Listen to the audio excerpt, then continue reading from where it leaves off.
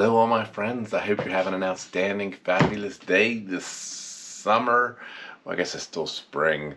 Sun is coming in, different perspective because of the planets and the sun and everything. Today's video, it's real estate related. It's because several of my clients have asked me about the lawsuit regarding real estate commissions. And so I'm going to give you a quick little synopsis of what it is, what it means, and the reality of it all. And if you have not, please smash the subscribe, click on the like, click on the bell, and tell your friends. So the commission lawsuit, in a nutshell, is about how commissions were advertised to other agents.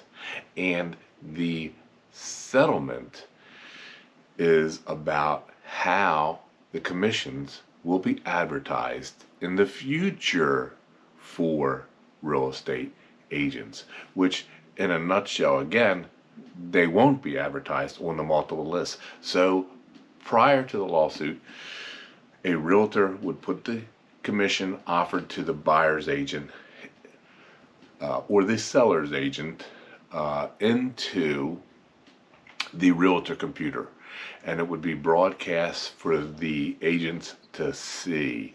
And so the settlement of the lawsuit now prevents that. So what does it really mean? It means this.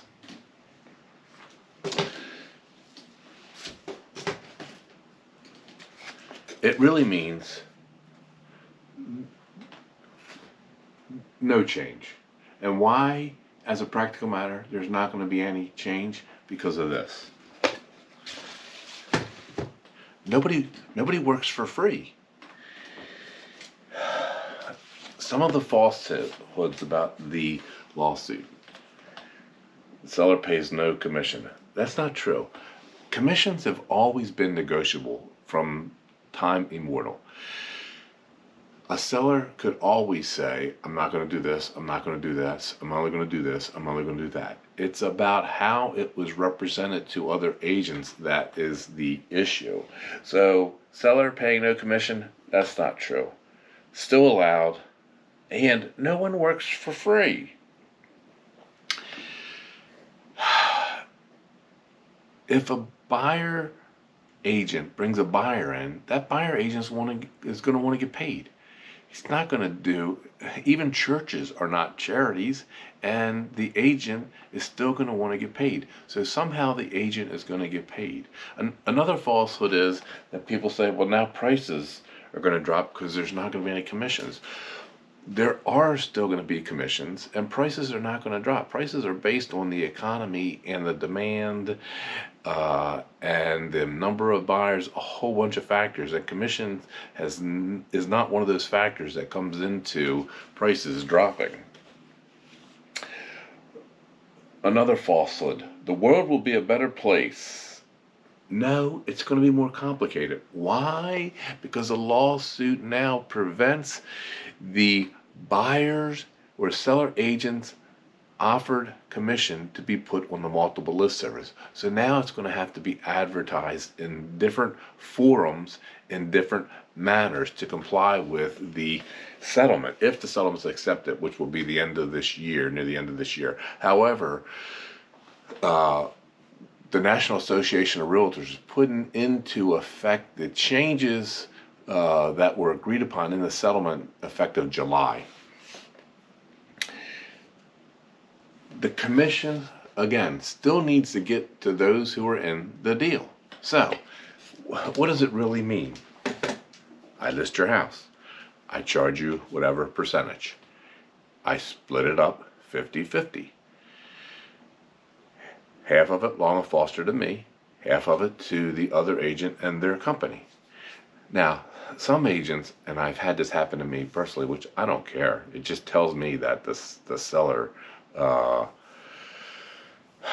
I've brought some buyers into properties where the seller agent is making a whole bunch more money than me. And I say to my client, see, that's what you don't want.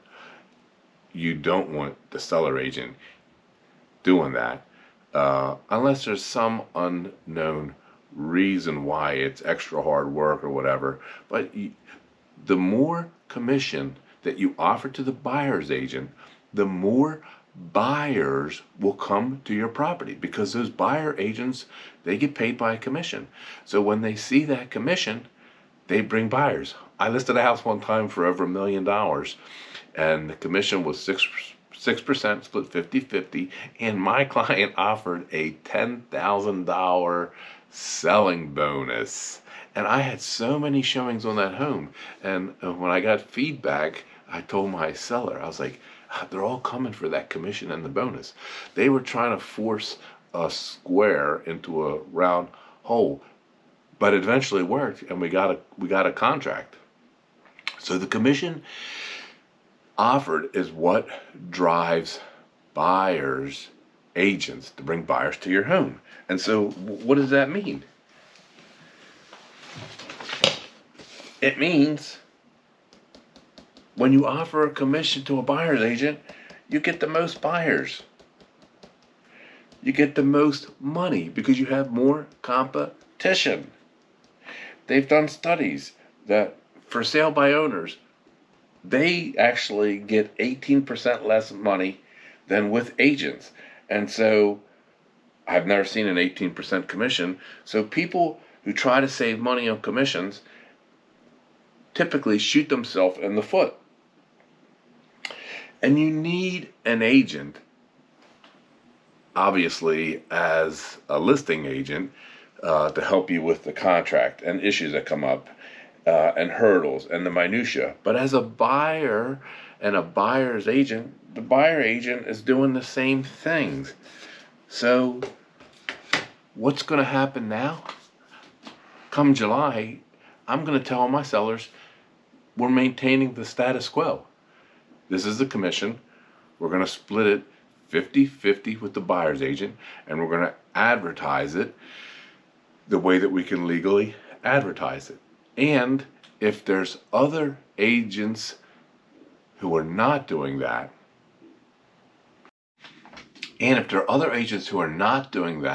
that's going to work to our, aka sellers, benefit. Why? Because the commission is what brings buyer agents in. Somebody's got to pay that buyer agent. And if the seller is offering a commission, the buyer agent is going to come to that house, going to bring a buyer to that house. I've seen some listings now where the seller is offering no money to the buyer's agent. I've already seen it. And I tell my buyer, okay, you're going to ask the seller to pay my commission. If the seller says no, buyer, then you're going to have to pay my commission. And my buyers have always said that's 100% fine. We're going to do it. But my client also say, but I don't want to see that house, because if that seller is not offering you any commission, they're going to be difficult to deal with on home inspection issues. They're going to be difficult to deal with everything in our deal, and I don't want to deal with that person, nor do I want you to have to deal with that agent. So sellers who think they're going to save money by not offering a commission to the buyer's agent, they're going to be shooting themselves in the foot, because they're not going to get as much traffic. And eventually they're going to realize we're going to have to pay that buyer's agent to bring in a good buyer and a good contract. And so that's why I say, in reality, nothing's going to change other than how the commission is presented to the other agent, because nobody works for free. Your dentist doesn't work for free. Your attorney doesn't work for free. Your accountant doesn't work for free. The people who pick up your trash, they don't work for free. Nobody works for free. Churches don't work for free. So the presentation of the commission. Commissions have always been negotiable.